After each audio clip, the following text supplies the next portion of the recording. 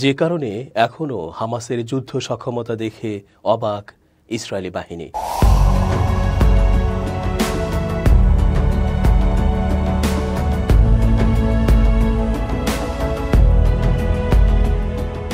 আসসালামু আলাইকুম প্রিয় দর্শক, আশা করছি ভালো আছেন। চেঞ্জ টিভির আন্তর্জাতিক চোখ অনুষ্ঠানে আমি এস.জে. রতন স্বাগত জানাচ্ছি আপনাদের সকলকে। ইসরায়েলি বাহিনী তো গোয়ার্তুমি করে যুদ্ধটাকে প্রলম্বিত করছে। প্রকৃতপক্ষে তারা হেরে গেছে। ইসরায়েলের দোসররাও ছেড়ে যাচ্ছে। হামাসের সাথে যুদ্ধে নৈতিকভাবে এবং বৈশ্বিক সমর্থনের ক্ষেত্রেও হেরে গেছে। সেনারা ভাবছে এত নিরীহ মানুষ হত্যা করেও তারা কেন জিততে পারছে না, কেন তাদেরকে মানুষ ঘৃণা করছে। তাদের বিরুদ্ধেই দেশে দেশে বিক্ষোভ হচ্ছে, নিজ দেশেও বিক্ষোভ হচ্ছেও। বিশ্বব্যাপী বিখ্যাত সব বিশ্ববিদ্যালয়ের শিক্ষার্থীরা পর্যন্ত ইসরায়েলের হত্যাযজ্ঞের বিরুদ্ধে ফুঁসে উঠেছে, বিক্ষোভ করেছে, গ্রেফতারও হয়েছে। বিশ্ববিদ্যালয়গুলো থেকে ইসরায়েলের সাথে সম্পৃক্ত সকল লেনদেন বাতিল করে দিয়েছে।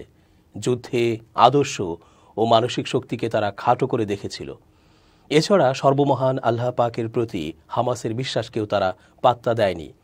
ফলে ইসরায়েলের ভাষায় ও তাদের ধারণায় থাকা এমন তথ্য যে হামাসের কাছে খুবই অনুন্নত মানের অস্ত্রশস্ত্র রয়েছে, কৌশলও সেকেলে।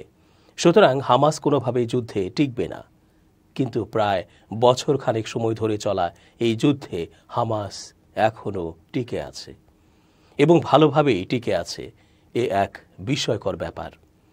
একজন শীর্ষস্থানীয় হামাস কর্মকর্তা রবিবার এএফপিকে জানিয়েছেন, গাজা উপত্যকায় 11 মাসেরও বেশি সময় ধরে চলা যুদ্ধে ক্ষয়ক্ষতি সত্ত্বেও ইসরায়েলের বিরুদ্ধে লড়াই চালিয়ে যেতে ফিলিস্তিনি ইসলামী আন্দোলনের কাছে পর্যাপ্ত সম্পদ রয়েছে। ওসামা হামদান ইস্তাম্বুলে এএফপির সঙ্গে একটি সাক্ষাৎকারে বলেন, প্রতিরোধ চালিয়ে যেতে উচ্চ সক্ষমতা রয়েছে তাদের। অনেকে শহীদ হয়েছে এবং অনেক ত্যাগ স্বীকার করা হয়েছে, কিন্তু বিনিময়ে প্রতিরোধের অভিজ্ঞতা সঞ্চয় ও নতুন প্রজন্মের নিয়োগ হয়েছে। ইসরায়েলের প্রতিরক্ষামন্ত্রী ইয়োভ গ্যালেন্টের বক্তব্যের প্রায় এক সপ্তাহ পর তার এই মন্তব্য এলো। গ্যালেন্ট সাংবাদিকদের বলেছিলেন, গাজায় সামরিক সংগঠন হিসেবে হামাসের অস্তিত্ব আর নেই। গত বছরের 7 অক্টোবর যাদের হামলার পর যুদ্ধ শুরু হয়েছিল, ইসরায়েলে হামাসের নজিরবিহীন ওই হামলার পর প্রধানমন্ত্রী বেনিয়ামিন নেতানিয়াহু হামাসকে ধ্বংসের জন্য প্রতিশোধমূলক সামরিক অভিযান শুরু করেছিলেন। ইসরায়েলের সরকারি পরিসংখ্যানের উপর ভিত্তি করে এএফপির গণনা অনুসারে হামাসের হামলায় দক্ষিণ ইসরায়েলে 1205 জন নিহত হয়েছিল, যাদের অধিকাংশই ছিল বেসামরিক নাগরিক। পাশাপাশি যোদ্ধারা সেদিন 251 জনকে জিম্মি করে গাজায় নিয়ে গিয়েছিল। তাদের মধ্যে 97 জন এখনও গাজায় আটক রয়েছে। তবে 33 জন জিম্মি মৃত বলে ইসরায়েলের সামরিক বাহিনী জানিয়েছে। অন্যদিকে হামাস শাসিত অঞ্চলের স্বাস্থ্য মন্ত্রণালয়ের তথ্য অনুযায়ী ইসরায়েলের সামরিক অভিযানে গাজায় এখন পর্যন্ত কমপক্ষে 41,206 জন নিহত হয়েছে। এদিকে নেতানিয়াহু ক্রমবর্ধমান অভ্যন্তরীণ চাপের মুখে রয়েছেন, যাতে জিম্মিদের মুক্তির বিনিময়ে ফিলিস্তিনি বন্দীদের মুক্তির একটি চুক্তি সম্পন্ন করা যায়। ইসরায়েল এই মাসে ঘোষণা করেছিল, গাজায় একটি সুড়ঙ্গ থেকে 6 জিম্মির দেহাবশেষ উদ্ধার করা হয়েছে, যাদের হামাস নির্বিচারে হত্যা করেছে। এই ঘোষণা দুঃখ ও ক্ষোভের স্রোত সৃষ্টি করেছিল, যার ফলে একটি সংক্ষিপ্ত সাধারণ ধর্মঘট এবং বৃহৎ আকারের বিক্ষোভ দেখা দেয়, যা শনিবার রাতেও তেল আবিব ও জেরুজালেমে চলতে থাকে। অন্যদিকে কয়েক মাস ধরে চলা যুক্তরাষ্ট্র, মিশর ও কাতারের মধ্যস্থতায় হওয়া যুদ্ধবিরতির আলোচনা স্থগিত হয়ে আছে। রবিবারের সাক্ষাৎকারে হামদান বলেন, ইসরায়েলের সবচেয়ে গুরুত্বপূর্ণ সামরিক মিত্র যুক্তরাষ্ট্র নেতানিয়াহুর কাছ থেকে রক্তপাত বন্ধের জন্য ছাড় আদায় করতে যথেষ্ট চাপ প্রয়োগ করছে না। তিনি আরও বলেন, মার্কিন প্রশাসন ইসরায়েলি পক্ষের ওপর যথেষ্ট বা উপযুক্ত চাপ প্রয়োগ করছে না, বরং তারা ইসরায়েলি পক্ষের কোনো প্রতিশ্রুতি এড়ানোর ন্যায্যতা খুঁজছে। এই মাসের শুরুতে 6 জিম্মির মৃত্যুর ঘোষণা দেওয়ার পর দুটি সংবাদ সম্মেলনে নেতানিয়াহু বলেছিলেন, হামাস আপোষ করতে অস্বীকার করছে এবং বাকি সমস্যাগুলোর সমাধান না হওয়া পর্যন্ত তিনি চাপের কাছে নতি স্বীকার করবেন না। তিনি আরও বলেছিলেন, ইসরায়েলের সামরিক অভিযান নিহত হামাস যোদ্ধার সংখ্যা 17,000-এর কম নয়। নেতানিয়াহু একটা গোয়ার লোক, তার বিরুদ্ধে খোদ তার দেশেই আন্দোলন তুঙ্গে। জিম্মিদের জীবিত ফেরত আনতে না পেরে ক্ষমাও চেয়েছেন। তবে তার হম্বিতম্বি কমছে না। নেতানিয়াহু রবিবার ইয়েমেনের হুথি বিদ্রোহীদের বিরুদ্ধে প্রতিশোধের হুমকি দিয়েছেন। এর আগে একই দিনে ইরান সমর্থিত সশস্ত্র গোষ্ঠীটি ইসরায়েলের মধ্যাঞ্চলে একটি ক্ষেপণাস্ত্র হামলার দায় স্বীকার করে। নেতানিয়াহুর কার্যালয় থেকে দেয়া বিবৃতি অনুসারে মন্ত্রিসভার বৈঠকের শুরুতে এদিন তিনি বলেন, আজ সকালে হুথিরা ইয়েমেন থেকে আমাদের অঞ্চলে সারফেস টু সারফেস ক্ষেপণাস্ত্র নিক্ষেপ করেছে। তারা এতক্ষণে জেনে থাকার কথা আমাদের ক্ষতি করার যে কোনো চেষ্টার জন্য আমরা উচ্চ মূল্য নিয়ে থাকি। এর আগে ইসরায়েলি সেনাবাহিনী জানিয়েছিল ইয়েমেন থেকে ছোঁড়া ক্ষেপণাস্ত্রটি একটি খালি জায়গায় পড়েছে। এতে কেউ হতাহত হয়নি।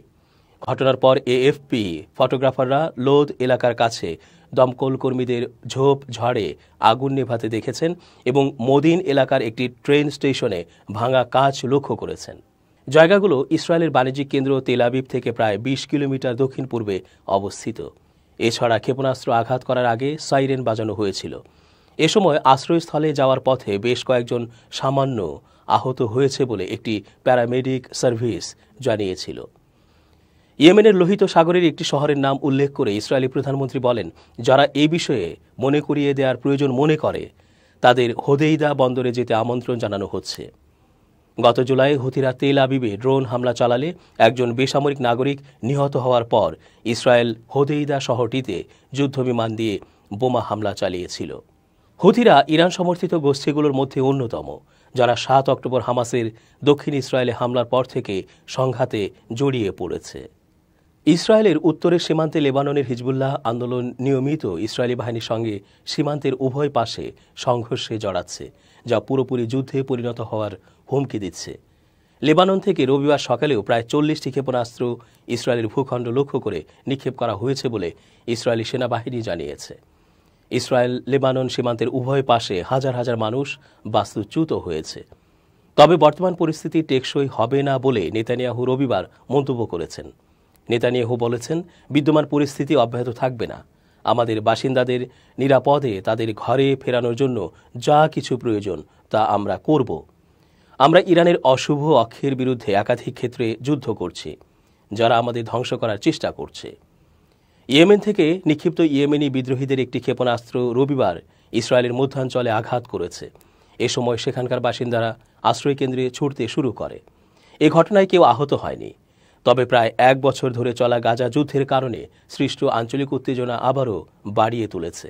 হুথি মুখপাত্র ইয়াহিয়া সারি এক ভিডিও বিবৃতিতে বলেন, বিদ্রোহীরা তেল আবিবের আশপাশে জাফা এলাকায় ইসরায়েলি সামরিক অবস্থান লক্ষ্য করে একটি ব্যালিস্টিক ক্ষেপণাস্ত্র ছুড়েছে, যা তার লক্ষ্যবস্তুতে পৌঁছতে সফল হয়েছে।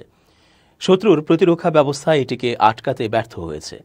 অন্যদিকে ইসরায়েলের সামরিক বাহিনী বলেছে, ক্ষেপণাস্ত্রটিকে পূর্ব দিক থেকে মধ্য ইসরায়েলে প্রবেশ করতে দেখা গেছে। পরে সেটি একটি খোলা জায়গায় পড়ে। এতে কেউ আহত হওয়ার খবর পাওয়া যায়নি। ইয়েমেন থেকে ক্ষেপণাস্ত্রটি নিক্ষেপ করা হয়েছিল। ক্ষেপণাস্ত্র আঘাত করার আগে সাইরেন বাজানো হয়েছিল। তবে একটি প্যারামেডিক সার্ভিস জানিয়েছে, সাইরেন বাজানোর পর আশ্রয়স্থলে যাওয়ার পথে বেশ কয়েকজন সামান্য আহত হয়েছে।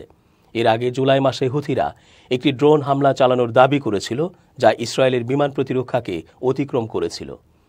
ইয়েমেন থেকে কমপক্ষে ১,৮০০ কিলোমিটার দূরে সেই হামলায় তেল আবিবে একজন বেসামরিক নাগরিক নিহত হয়েছিল। ইয়েমেনের হুথিরা ইসরায়েলের বিরুদ্ধে চালানো আক্রমণকে গাজায় ইসরায়েল হামাস যুদ্ধে ফিলিস্তিনিদের সঙ্গে একাত্মতা বলে অভিহিত করে থাকে। এই বিদ্রোহীরা প্রতিরোধের অক্ষের অংশ, যার মধ্যে ইরাক, সিরিয়া ও লেবাননের তেহরান সমর্থিত সশস্ত্র গোষ্ঠীও রয়েছে। দর্শক, আজকের মতো শেষ করছি এখানেই। নিরাপদে থাকুন।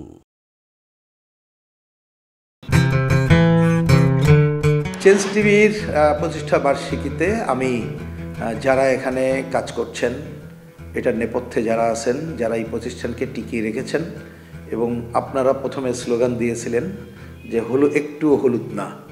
আমি আশা করব নির্ভুল অবস্থান থেকে আপনারা কথা বলবেন, জনগণের কথা তুলে ধরবেন, এবং অবশ্যই তার একটা অন্যতম লক্ষ্য হবে অসাম্প্রদায়িকতা, অবশ্যই তার একটা অন্যতম লক্ষ্য হবে মুক্তিযুদ্ধ, অবশ্যই তার একটা অন্যতম লক্ষ্য হবে মানুষের শোষণ মুক্তি। আমি এই প্রতিষ্ঠা বার্ষিকীকে সামনে রেখে চেঞ্জ টিভির সকলকে শুভেচ্ছা জানাচ্ছি। চেঞ্জ টিভির নতুন মিডিয়ার অংশ অর্থাৎ অনলাইন ভিত্তিক যে ধরনের মিডিয়া তৈরি হচ্ছে সেই মিডিয়ার অংশ। আশা করি চেঞ্জ টিভি তাদেরকে আরও একটা গ্রহণযোগ্য এবং মানুষের ভরসা রাখে এরকম একটি গণমাধ্যম হিসেবে তৈরি করতে পারবে। আরও নতুন নতুন আইডিয়া তারা সামনে নিয়ে আসতে পারবে এবং দর্শক প্রিয়তা অর্জন করবে।